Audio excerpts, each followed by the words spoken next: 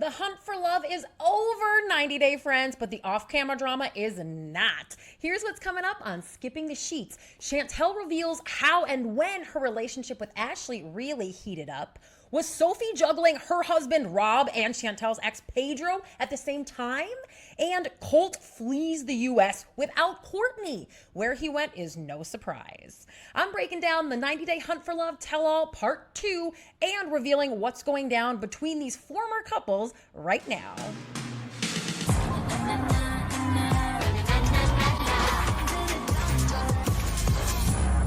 So Jeniffer stormed out, never to return. Karen got stupider than ever. I have a lot of issues with her. And Chantel and Ashley put their burning hot love connection on display in a grand finale to this premiere season of Hunt for Love that, in my opinion, could have been just 1 hour. I think when Chantel finally sat down and said to her mom, "I love Ashley," that was 45 minutes in, and we could have started right there. I could have done without Karen's antics, and I think a lot of you are saying the same. But another thing that the fans are really questioning is whether Chantel and Ashley's relationship is real. Is it healthy? What's going on there? So I listened to every interview that Chantel did this week. There were a couple of them, and also watched the tell-all twice to just pick up on every single word, every interaction between Chantel and Ashley. And here's what Chantel has had to say. So she's been questioning how her being in a same-sex relationship would go over with her friends and family, and she does have a lot to say about that.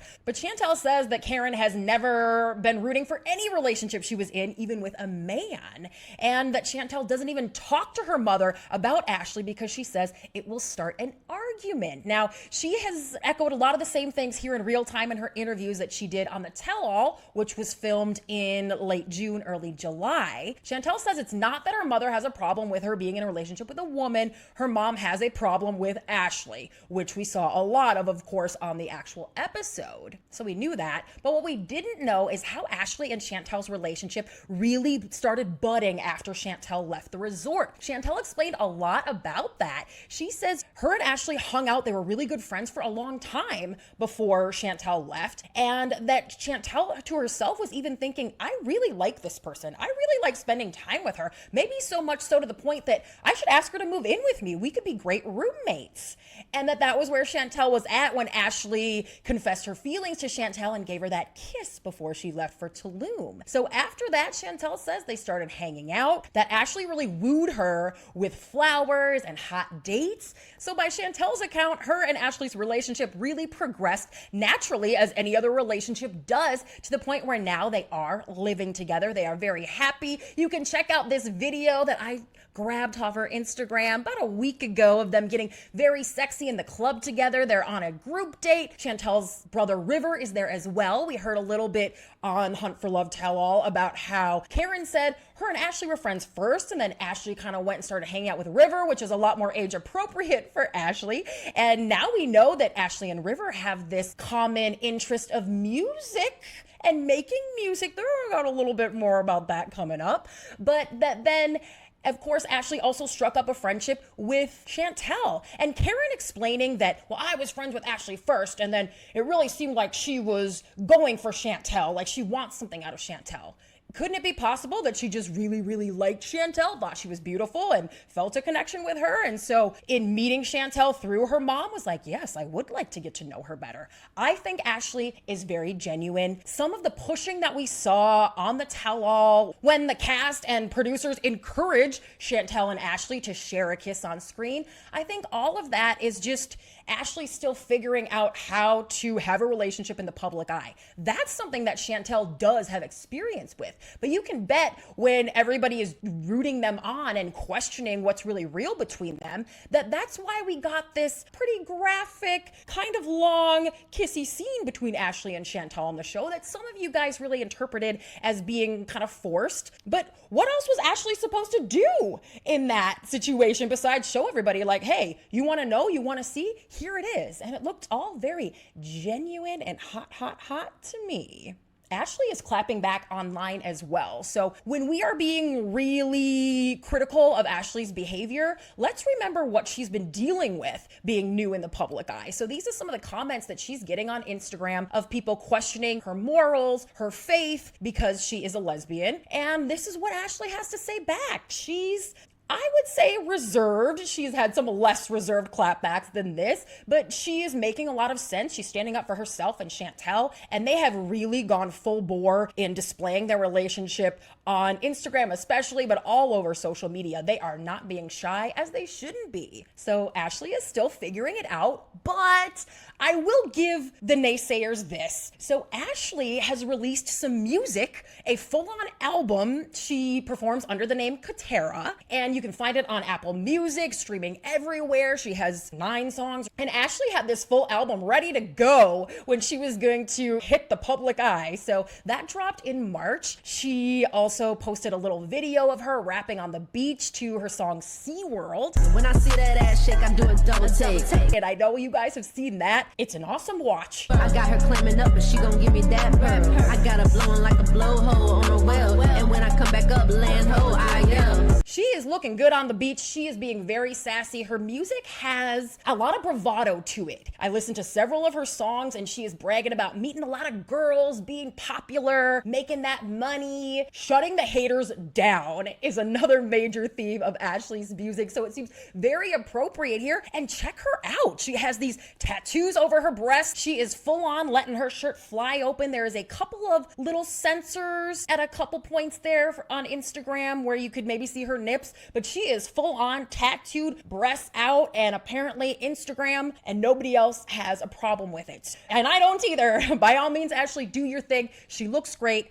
In this case, it seems that Instagram and any users that have seen this have deemed Ashley's video not explicit, which I think is really interesting. It is exactly what she was going for here. She's just another person on the beach performing her rap song, and I am here for it. Please, you guys, leave some comments below and let me know what you think of the song, Ashley's whole vibe, and whether you will be tuning into the full album on Apple Music. I suggest I listen almost exclusively to women hip-hop artists. Ashley raps and sings both in her music, just like a Lotto or somebody who is super popular. Saweetie is one of my faves, and I think that she could maybe go somewhere with this music thing. Tell me what you guys think. I like it. I think we've seen more authenticity from Ashley in her one appearance at the tell-all and more authentic details about Chantel and Ashley's relationship than anyone else that was on Hunt for Love.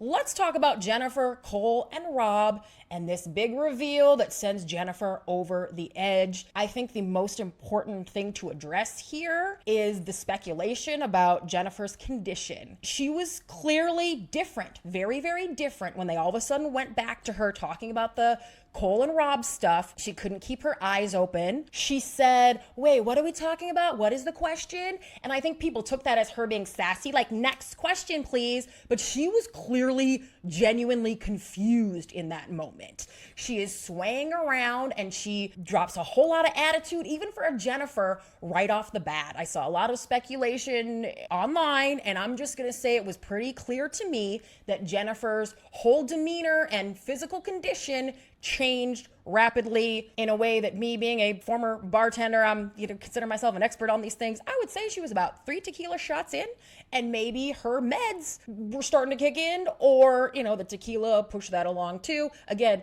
that's pure speculation, but I wish that the producers who were there with Jeniffer where she was would have prevented that from happening, so that we could have gotten a final segment there, could have gotten her weighing in, and could have gotten an explosive on-camera breakup between her and Cole, which is what the producers, I think, were going for the whole time. Again, in, I believe, pretending like they were still together.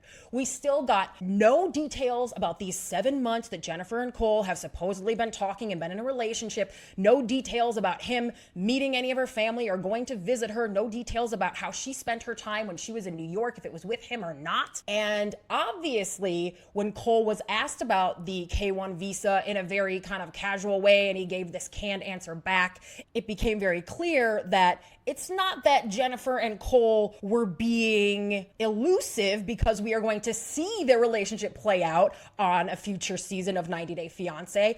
It's just clear that this was all kind of fake and we are not going to see them together ever again.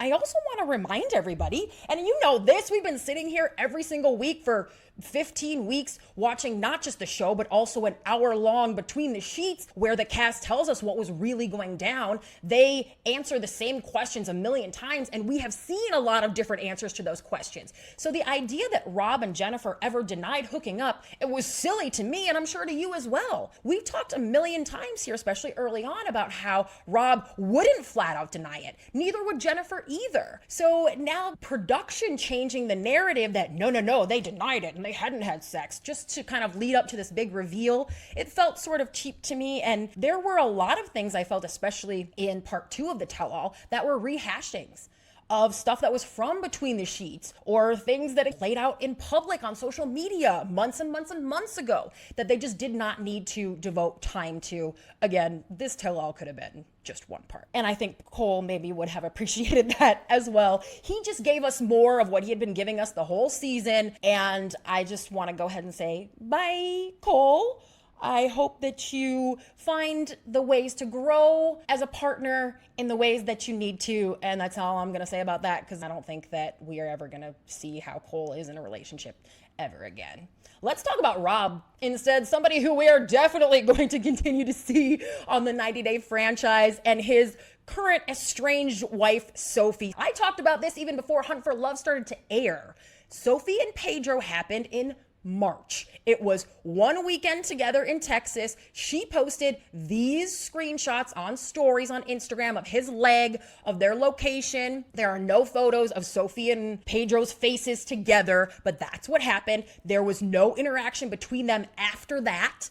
It seems that maybe their short time together, Sophie and Pedro's, did not go well. And I can imagine that. You know, check out Pedro now. I know you guys keep up with him. His real estate career is booming. He has a new girlfriend. I showed you all the screenshots here, the photos of him going and introducing her to his mom and sister back home. So he's doing great. And I think the idea that Sophie would have been the right person for him even a few months ago is something that we can all understand why that was not the case. So let's not pretend that we didn't all already know about Pedro and Sophie hooking up and like that's not long over, okay?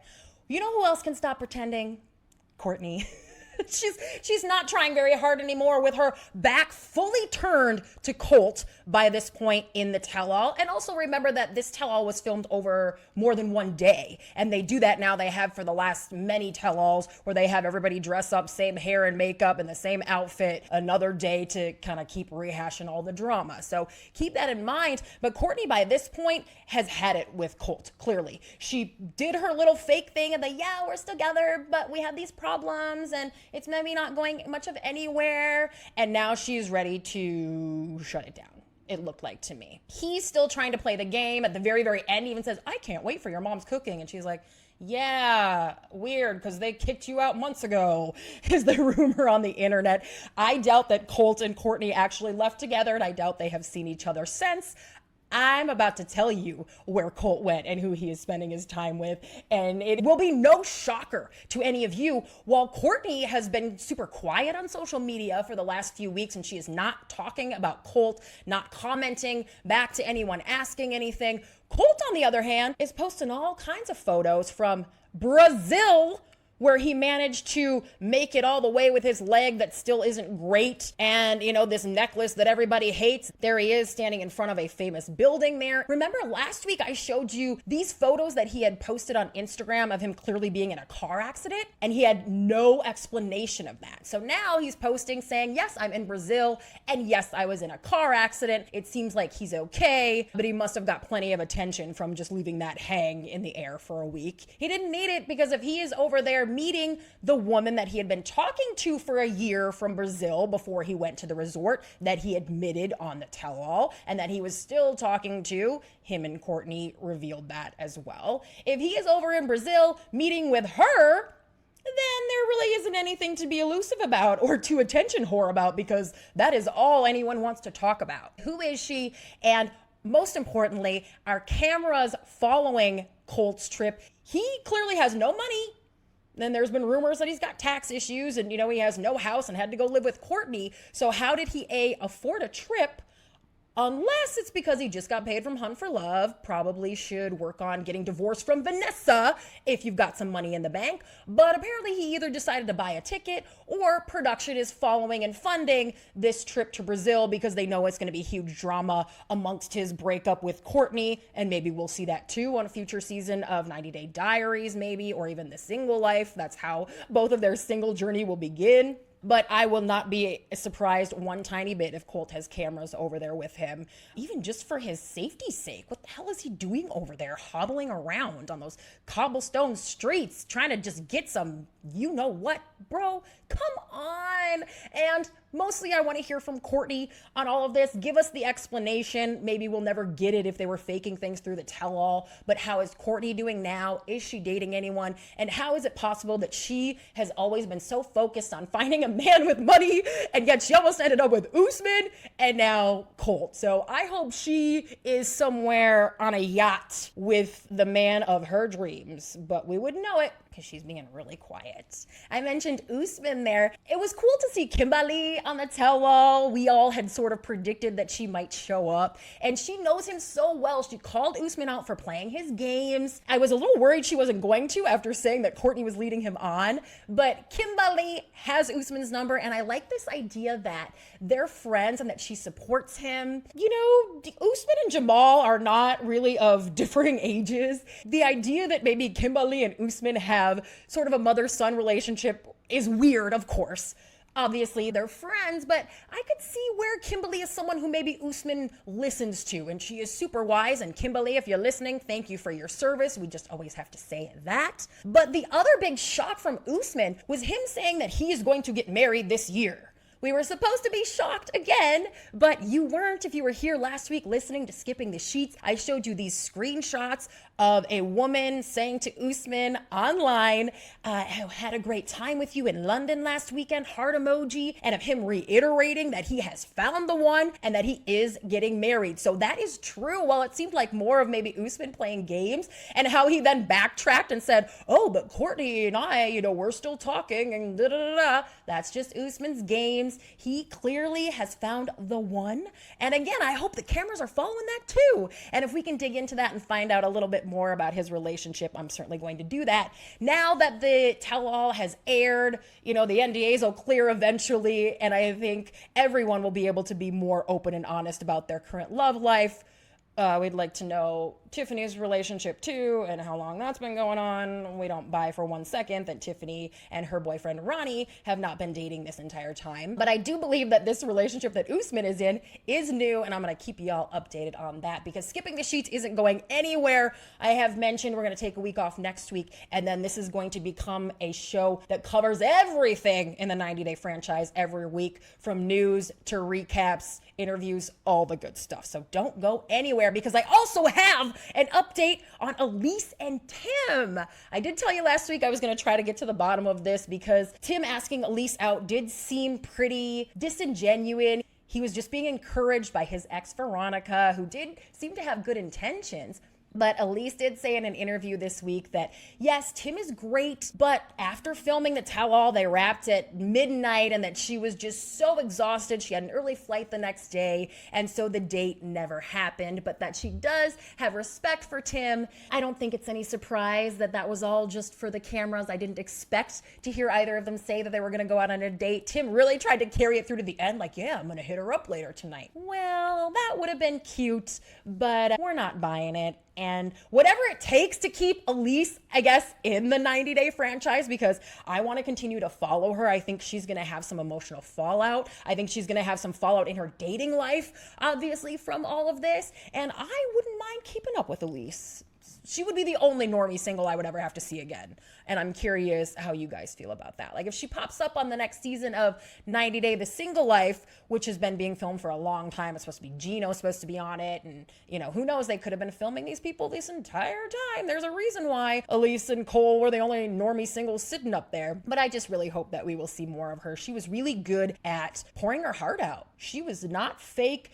She wasn't calculated. I don't think even in her lives or like in her game playing, Elise became an incredible reality TV star, and I want to see more of her. Little sidebar on that. Another thing that was said on the socials this week, Veronica, Tim's ex, I guess there was a lot of people questioning her look on the first part of the tell-all, and she just explained that she and her boyfriend, who we've seen her with on the show, had a big fight the night before she was filming, and so she was crying, and that's why she was just a little bit puffy-faced. And if you guys who would comment on her looks would maybe just consider that and make another comment instead, I'm sure she would appreciate that. So that wraps up Tim, Elise, Veronica, all of that good stuff. What about a guy we didn't see this week? Carlo. I know y'all are still loving to hate him, and he sat down for a very long and detailed interview that I watched, so you don't have to. Again, you're welcome. He's just saying a lot of the same stuff, but there are some gems in here. So here are the big reveals. He says, of course, before going on his hunt for love, he didn't watch 90 Day Fiancé. He was aware of it, but it's not like he was excited to see the 90 Day cast there. And Carlo revealed also that he actually was an alternate for Hunt for Love. He wasn't supposed to go at first, and then something happened, and in a couple days, just right before, he had to get his stuff together and go to Tulum to be on the show. He also said, hey, yeah, I always wanted to be on TV. Oh, surprise, surprise, Carlo, who seemed low-key at first and then turned out to be someone who was incredibly calculated and concerned about the way he would look and concerned about his airtime. He did explain why he didn't get more airtime on the tell-all. So remember we were saying last week, like, that's so weird. There's so much story there with Carlo to tell, and they kind of just came out, let the cast unload on him. He was dejected and didn't have much to say, and then that was the end of it. So he explains that he could only be at the tell-all filming for one day because of his work schedule. So that kind of lent to his limited time on set. But he says also, once it all started going down, production was like, well, we don't need a whole lot of this. It's just everybody yelling at you, and you're not giving us much. So thanks, bye.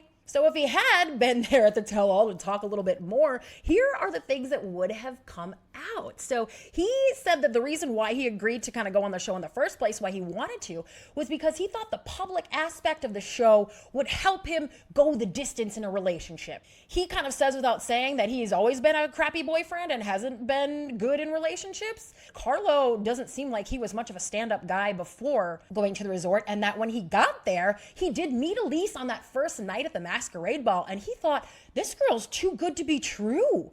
He was super interested in her at first, but then she went for Rob, and he says he put Elise on the back burner. It's like, well, forget that kind of girl. Carlo says he then decided that Tiffany was his best option.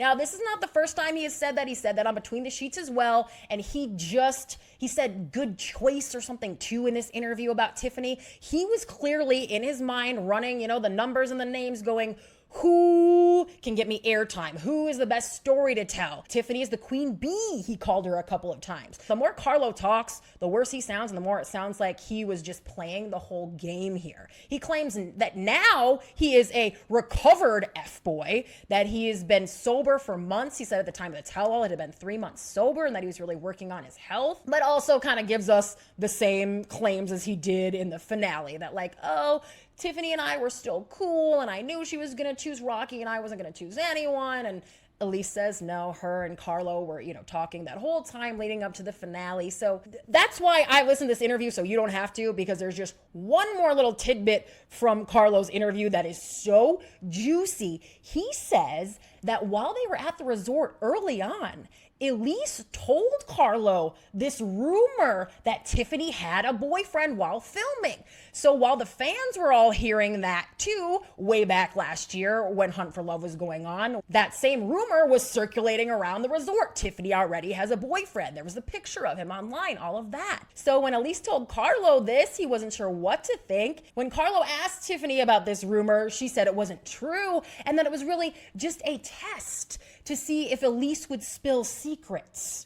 So whether that was a test by Tiffany or by production, Carlo doesn't specify, but it sounds like it was really just Tiffany covering her ass and having this boyfriend the entire time she was there. I really hate that that's what's come out about Tiffany. She looked great the whole time, and she was kind of the queen bee. She really won us over and let us get to know her in a different sort of way, and now it all just feels really disingenuous.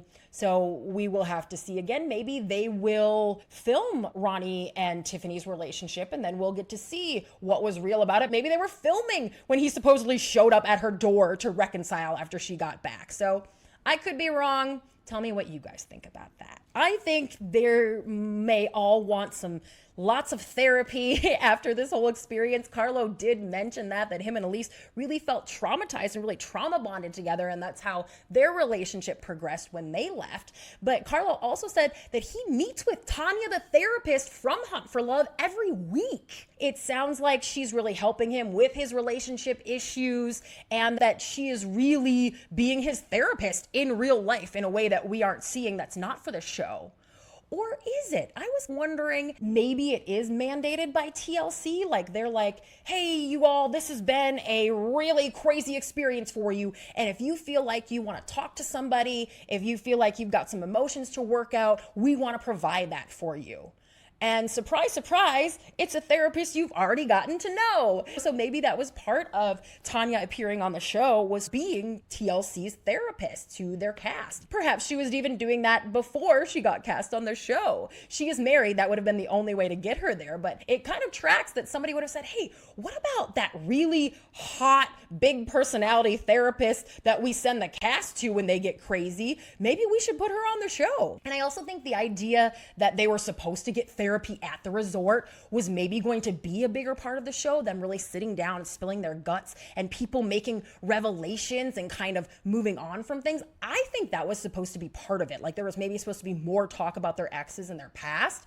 So the idea that maybe they'll do more with Tanya in the future, 90-day therapy sessions, the couch, whatever it is. Maybe it's one of the pillow talk or between the sheets type of things where the cast sits and watches back some scenes from the show that's currently airing, and then Tanya talks them through it. I don't know. I wouldn't be surprised if we haven't seen the last of Tanya either. And I would kind of like to be a fly on the wall in her and Carlo's weekly sessions. Let's wrap up here with just one random reveal. This has been one of my favorite segments because it's where some of the really juicy stuff just kind of lands that there's no place else for. And this is where we've talked a lot about Shelby, our normie single, fired elementary school principal who we know almost nothing about besides the fact that she was very close with Edwin while they were filming and that he went right off to Johanna after she left. And there was a little bit of detail about that maybe Shelby had left early. Well,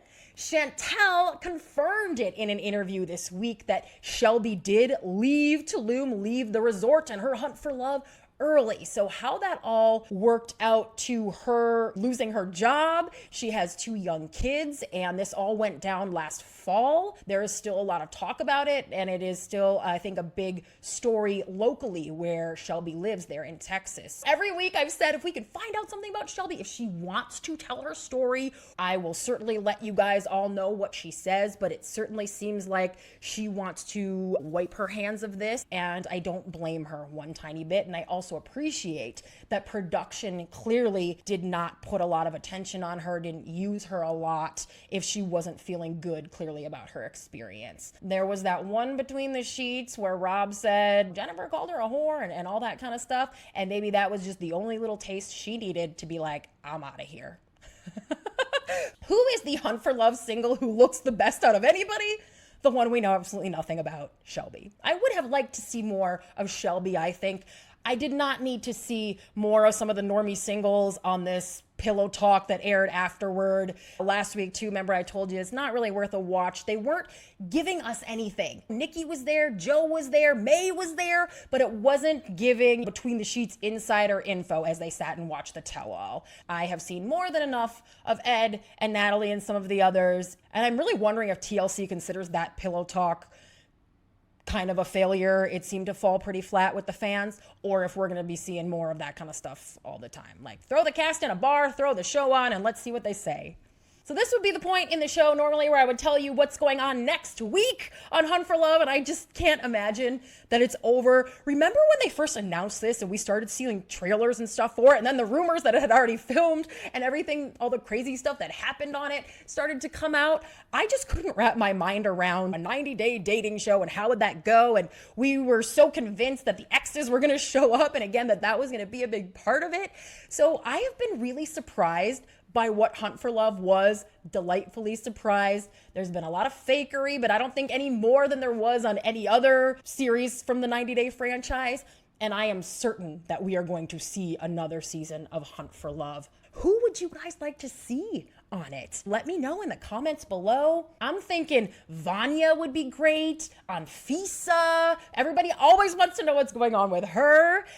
Kirsten could be our international 90-day single. There are so many great options from the 90-day world of people who are likable and interesting, but whose relationship just didn't work out. They have got a plethora of people to pick from. So no talk, no news about a season 2 of Hunt for Love yet. But we, of course, would have to cycle through Happily Ever Afters going on right now. The Other Way is going to start in the Hunt for Love time slot beginning next week. So brand new season of that. And there would have to be another Last Resort. Like I already said, they've already been filming The Single Life. So it'll be a while. Do not hold your breath for season 2 of Hunt for Love, but I am certain it's coming, and if I hear anything, I will be right here to tell you all about it. Please make sure that you are subscribed, whether you're listening on Apple Podcasts or Spotify, or please come over and watch on YouTube, where I always show you the receipts, the videos, and pictures. Stay subscribed here because I am going to start covering everything in the 90-day world. That's going to be so much fun. I can't wait to talk about Gino and Jasmine and that whole timeline. I've been following all of that as well and can help you guys, get your perspective on it. So please stick with me here. I will be back on September 16th with more Skipping the Sheets. I'm just going to take one little week off. In the meantime, you guys can watch everything on my YouTube channel. I have updated you on every single couple that has been on every single season of 90 Day and of The Other Way. Lots of deep dives there if you want to know what went down when the camera stopped rolling. And I just posted a trailer explained video for the brand new upcoming season of Sister Wives. With lots of other good reality TV stuff on my channel, so please make sure you go and check that out. I have so enjoyed sitting down every week and talking about this and getting your guys' thoughts, and I'm just really excited that this has turned into something that we can do every week that can include everything that's going on in the world of 90 Day Fiancé. It's been a lot of years since I was this involved and since I've been covering it to this degree, and I'm loving it. I'm having so much fun, and I'm just gonna get my little hands a little bit more in the pot. You know what I mean. You know how I do. So thank you so very much for tuning in every single week, and I cannot wait to see you soon. Bye-bye.